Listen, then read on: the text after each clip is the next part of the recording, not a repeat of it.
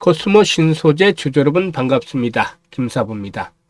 코스모 신소재 8월 들어서 거침없는 상승세가 진행이 된 종목인데 지난주 목요일에는 200일 이동평균선의 돌파에 성공을 했죠. 하지만 이 장기 이동평균선이 200일선에 안착하는 과정에 시험을 받을 것이다 라고도 말씀을 드렸는데 오늘 또다시 200일선을 소폭 하회하고 있습니다. 전체적인 시장도 그동안 상승에 따른 매물들이 증가하면서 현재 양대 지수가 1% 전후 하락하는 등 조정을 받고 있는데 이런 가운데서도 코스모 신소재도 4% 정도가 현재 하락을 하고도 있습니다.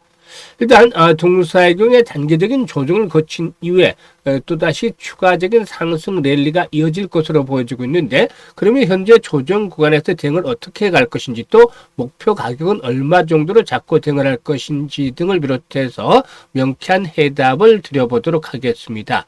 그러면 구독과 함께 좋아요 꾹 눌러주시면 더 좋은 영상을 제작하는 데 큰 힘이 되겠습니다. 일단 이 코스모 신소재의 경우에 고부가가치 제품인 NCM 즉 니켈, 코발트, 망간, 양극 활물질과 전구체 생산 능력을 확대하면서 미래 성장 동력들을 강화해 나가고 있죠. 이 전기차 배터리의 성능을 좌우하는 양극재 시장에서 기술 경쟁력들을 강화하면서 시장 점유율을 점차적으로 높여 나가는 그런 모습들을 보여주고 있는데 이런 부분들 긍정적이다라고 볼 수가 있겠습니다. 일단 동사의 경우에 이 두 개의 모멘텀을 가지고 있는데 일단은 2차 전지 소재 부분이라는 측면에서 부각이 될 수가 있겠고 다음으로는 그 두 번째로는 MLCC용 이형 필름이라는 그런 성장축을 가지고 있다는 점이 긍정적이다라고 말씀을 드렸는데요. 그러면 하나씩 한번 살펴보도록 하죠. 사실 전기차 시장의 성장 둔화에 대한 우려로 부진했던 2차 전지 관련 종목들 일단 7월 들어서부터 리튬 가격의 반등과 에너지 저장 장치의 수요 확대 그리고 또 미국의 대중국 관세에 따른 반사 이익을 바탕으로 해서 견조한 상승 추세가 진행이 되는 모습을 보여줬죠. 일단 리튬 가격과 관련해서 봤을 때 지난번에 아시다시피 닝더스다이 즉 CATL이죠. 이 CATL이 중국 장시성 있는 리튬 광산의 가동을 최소한 3개월 정도 중단한다 라는 소식이 리튬 가격 상승에 촉매제로 작용을 했다라고 할 수가 있겠는데요. 사실 이 리튬 가격의 반등은 양극재라든가 배터리 셀 업체들에 있어서는 실적이 개선이 될 수 있는 중요한 모멘텀으로 작용을 한다라고 볼 수가 있겠습니다. 따라서 2차 전지 업황 회복에 있어서 긍정적인 모멘텀으로 작용을 했는데 실질적으로 그동안의 그 흐름을 보면 리튬 가격이 상승을 하는 그런 시점에서 K 배터리 기업들의 실적이라든가 주가도 역시나 마찬가지로 상승세를 보였다라는 점에서 확인할 수가 있는 것이 되겠습니다. 그리고 또 이와 함께 ESS 즉 에너지 저장 장치 시장의 성장 흐름들도 역시나 주가에 있어서 긍정적으로 작용을 하고 있다고 볼 수가 있겠습니다. 재생에너지 확대 정책에 따라서 전력 저장의 수요가 더욱더 늘어나면서 ESS용 이런 그 배터리 출하 전망이 상향 조정이 되는 상태에 있고 또 AI 데이터 센터의 전력 수요 증가가 맞물리면서 ESS에 대한 시장은 급성장을 현재 하고 있는 중이다라고도 말씀을 드릴 수가 있겠습니다. 물론 전기차에 대비해서 비중은 한 20% 정도에 불과하지만 수요처가 어쨌든 다양해진다는 측면에서 상당히 고무적인 현상으로 받아들이고 있습니다. 그리고 또 세 번째로는 미국의 중국산 견제에 대한 기조도 역시 국내 배터리 업체들에게는 반사 이익을 기대할 수 있는 그런 그 과정으로 꼽히고 있다라고 볼 수가 있겠습니다. 미국은 자국의 ESS 인프라 확대를 위해서 중국산 리튬 인산철 배터리에 최대 58.4%의 관세 부과를 추진하고 있는데요. 세액 공제 요건으로 중국의 국가산 소재 비중을 2026년 내년까지 60% 그리고 2030년까지는 무려 85%로 늘릴 그런 계획을 가지고 있는 상황이기도 하죠.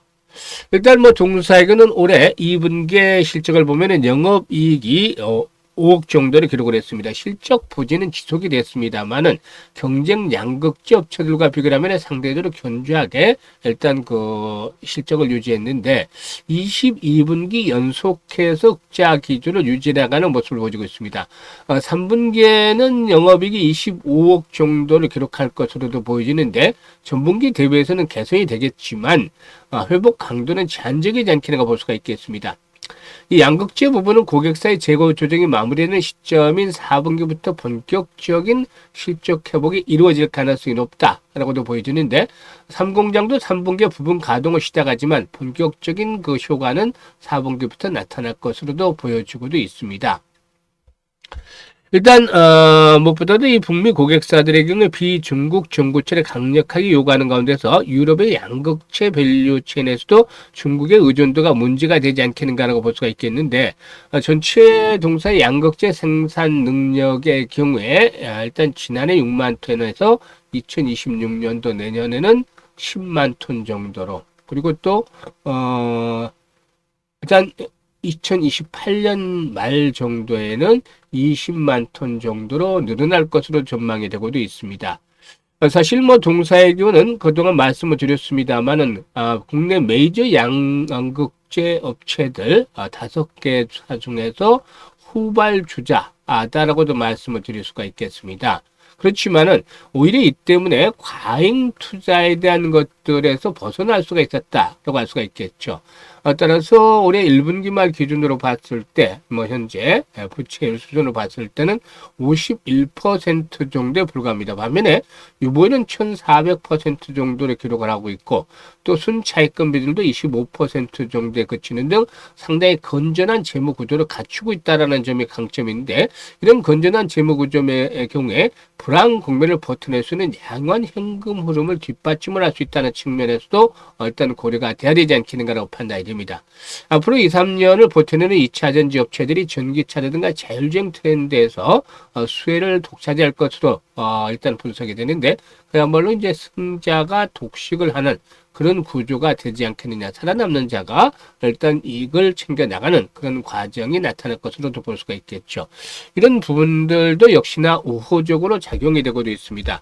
수급 측면에서 이제 동사의 동향을 분석을 해보면 그동안에 이제 연기금을 통해서 매수가 꾸준하게 유입이 되기도 했었죠. 물론 뭐 수량은 많지는 않았습니다. 하지만 연기금이라든가 투신 그리고 뭐 금융투자 등 이런 기관들이 매수를 하면서 일단 상승을 이끌어내는 모습을 보여줬는데 실질적으로 뭐 이와 관련해서는 이제 개인들이 주축했다라고 볼 수가 있겠죠. 스마트한 개인들 낙폭 과대에 따른 매수가 유입되면서 상승을 왔는데 결국에 이제 이 과정 속에서 주로 매도를 하는 것들이 외국인이었단 말이죠. 그런데 외국인 투자가들이 이제 최근 들어서는 매도가 다소 좀 주춤거리는 모습을 보이고 있어요. 오늘같이 하락하는 날에는 오히려 이제 저가의 매수가 또 부분적으로 또 유입이 되는 그런 흐름들을 보여주고 있는데요. 가장 큰 호재 중에 하나라면은 일단 고점에 대비해서 봤을 때 낙폭이 컸다라는 점이죠. 급등 이후에 급락을 했었는데 지금 보시면 월봉상입니다만 월봉상으로 200개월이죠. 200개월. 아주 엄청난 기간 동안 장기간의 그 이동평균을 감안할 때 바닥권에 도달해 있기 때문에 확인이 되고 있다라는 점을 일단 보여드릴 수가 있겠습니다. 그리고 이제 추세상으로 봤을 때도 지난번에도 분석을 해드렸습니다만은 하락 추세선의 저항을 극복하면서 이제 새로운 추세가 만들어지고 있다라는 점에 염두에 둘 필요가 있겠죠. 따라서 아직까지 본격적인 상승 랠리로 진입들은 쉽지는 않겠지만 지금 보시면 현재 하락 추세선 하나에서 주봉상으로 볼 때 60주 이동평균선이죠. 60주 이동평균선과 그동안에 이제 저항이 형성이 됐던 자리들과 맞물리는 그런 모습들을 보여주고 있죠. 그래서 이번에 이제 호흡 조절을 거치고 있습니다만 단기적인 측면에서는 일단 접근들을 이렇게 하시는 게 좋아요. 이번에 그 상승을 하는 과정에서 5일선이 계속해서 지선으로 받쳐졌죠. 그래서 종가상으로 5일선이 지켜지면 여전히 흔들림 없이 단기 조정에 일시적인 숨고르기에 그치고서 다시 한번 200일선에 안착을 시도할 것이다. 그래서 5일선이 지켜진다면 뭐 오늘 전혀 걱정할 필요가 없어요. 그런데 만약에 종가선은 5일선이 붕괴됐다. 또 이런 가운데 거래량도 줄어든다.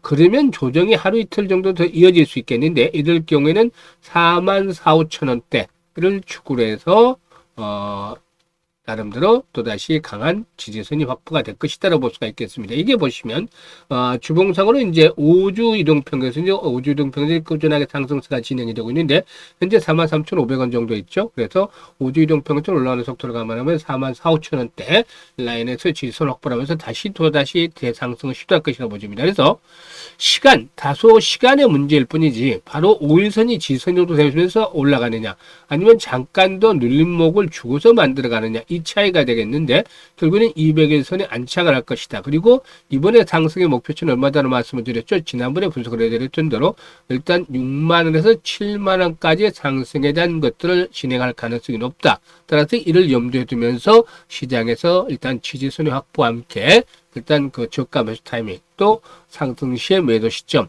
무대를 고려하면서 대응을 해나가는 것들이 효율적이 될 것이다 라는 점을 강조를 해드리겠습니다. 감사합니다.